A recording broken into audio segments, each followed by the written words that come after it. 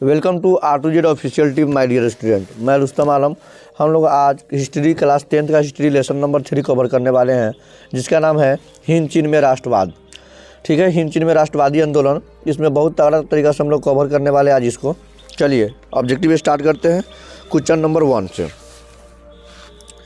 तो चलिए क्वेश्चन 1 देखिए क्या लिखता है। वियतनाम में टोकन फ्री स्कूल की स्थापना कब हुई थी? टोकन फ्री ये हुआ था 1907 में। 1907 अपना ऑप्शन नंबर ए करेक्ट हुआ। नेक्स्ट 2 नंबर हम लोग देखेंगे। अंकरवाट के मंदिर का निर्माण किस शासन के द्वारा करवाया गया था? तो ये सूर्यवर्मन द्वितीय के द्वारा कराया गया था। अपना ऑप्शन नंबर देखेंगे, एक करेक्ट आंसर हो जाएगा इसका। नेक्स्ट क्वेश्चन नंबर अपना 3 देखेंगे। माई ली हत्याकांड कब हुई थी? माई ली हत्याकांड माय डियर स्टूडेंट मैं आपको बताता चलूँ कि ये हुआ था 1968 में, यानी ऑप्शन नंबर अपना डी करेक्ट होने वाला यहाँ पे। Option D correct. Next question number 4 अपना कहता है मार्च 1946 यानी मार्च 1946 में फ्रांस और वियतनाम में कौन सा समझौता हुआ था?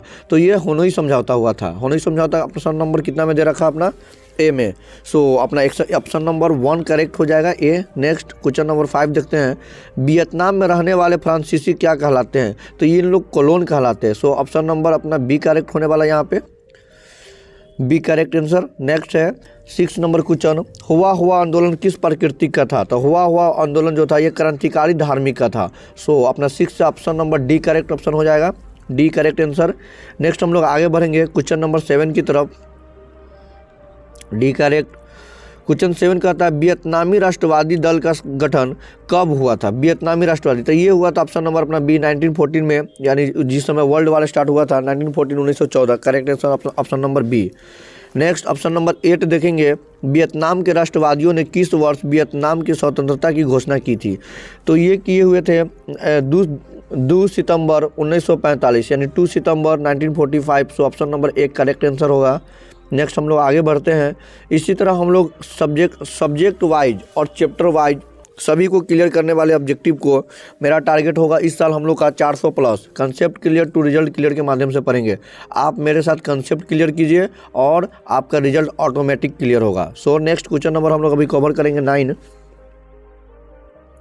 हिंद चीन की उत्तरी सीमा छूती है। हिंद चीन की उत्तरी सीमा म्यांमार एवं चीन को छूती है। करेक्ट आंसर अपना हो जाएगा option number A. Next Vietnam में स्कॉलर्स की रिवोल्ट किसने चलाया था? तो ये चलाने वाले थे ऑप्शन नंबर करेक्ट सी होगा, राजदरबार के अधिकारियों ने। कौन चलाया था? ये राजद्वार के अधिकारी। अब हम लोग नेक्स्ट पहुंचेंगे आगे क्वेश्चन नंबर 11। लिंगियान कीचाको कौन थे? तो ये थे चीनी सुधारक। ठीक है, option number A correct. Next है 12। हो ची मिन्हा का शाब्दिक अर्थ है। हो ची मिन्हा का शाब्दिक अर्थ अपना ऑप्शन नंबर ए होगा, पथ प्रदर्शक थे। ठीक है, नेक्स्ट आगे आइए 13। वियतनामी कम्युनिस्ट पार्टी की संस्थापक कौन थे? तो ये थे हो ची मिन्हा। ठीक है, यही उनका अधिकारी भी थे, क्या बोलते हैं, कम्युनिस्ट पार्टी के। Option number D correct. Next हम लोग आगे पहुंचेंगे क्वेश्चन नंबर 14।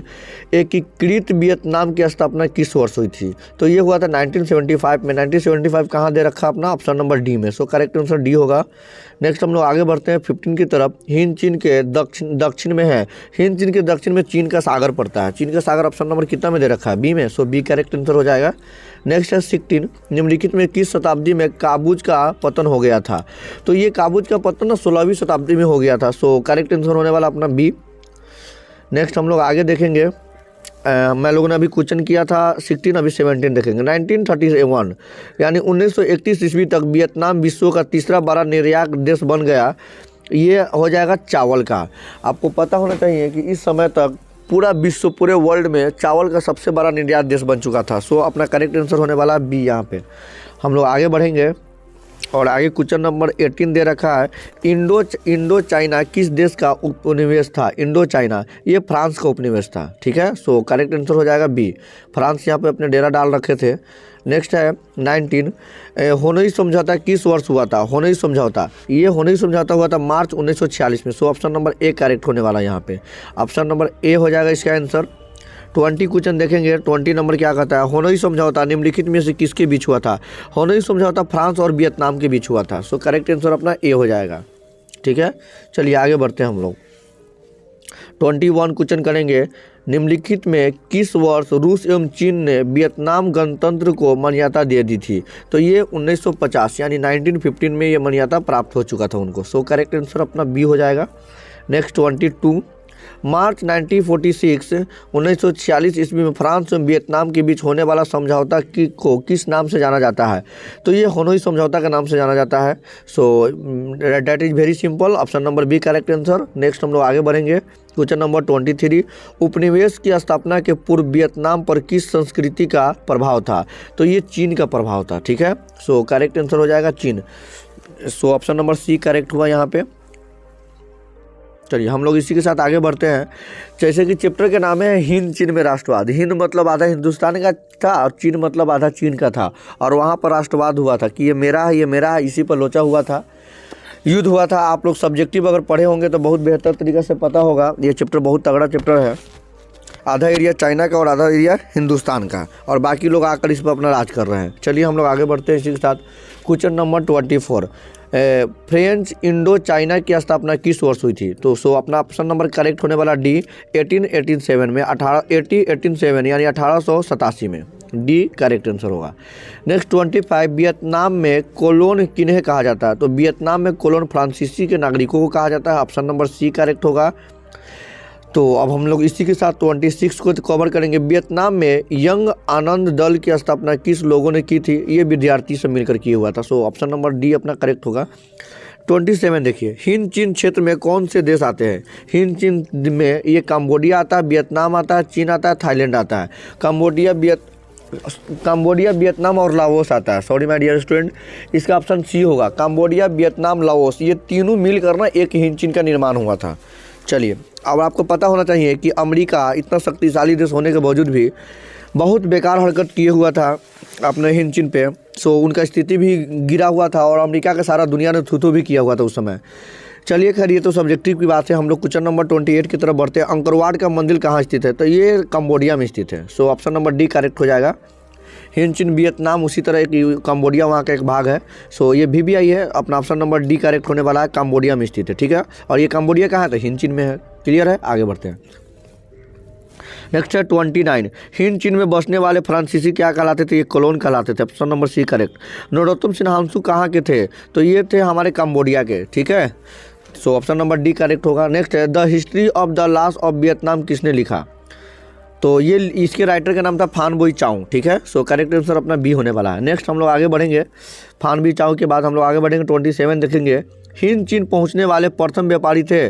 तो सबसे पहले पुर्तगाली पहुंचा हुआ था। माय डियर स्टूडेंट, आपको पता होना चाहिए कि पूरे वर्ल्ड का जब खोज हो रहा था, ज्योग्राफिकल डिस्कवरी, उस समय पुर्तगाली, ठीक है, और स्पेन, यही दो देश सबसे आगे थे। सो इस तरह से जो पुर्तगाली है, इन्होंने ही भारत में सबसे पहले एंट्री किया था 1948 में, आपको पता होना चाहिए। और यही भाई साहब ने, पुर्तगाली लोग ने यहाँ पर भी पहुँचा हुआ था। सो करेक्ट आंसर सी होगा। हम लोग आगे बढ़ते हैं। किस प्रसिद्ध दार्शनिक ने एक अदालत लगाकर अमेरिका को वियतनाम युद्ध के लिए दोषी करार दिया था? तो ये रासेल थे। मैं बता दूं, अमेरिका बहुत बुरा किया था भाई।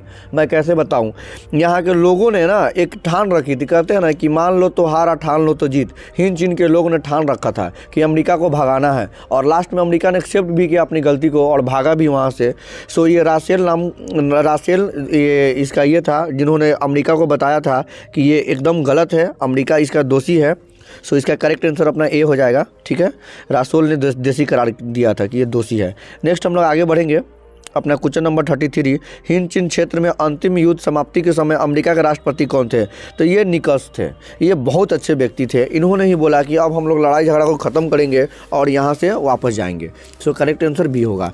इस तरह हम लोग ने लेसन 3 को कवर किया, हिंद चीन में राष्ट्रवाद। ठीक है, और हम लोग का नेक्स्ट चैप्टर जो होने वाला भारत में राष्ट्रवाद, ये तो एकदम तगड़ा है। और सबसे ज़्यादा क्वेश्चन आने वाला कोई है चैप्टर, तो वो है फर्स्ट, सेकेंड, थर्ड और फोर्थ में भारत में राष्ट्रवाद। सो हम लोग इसके बाद उसको कवर करने वाले हैं।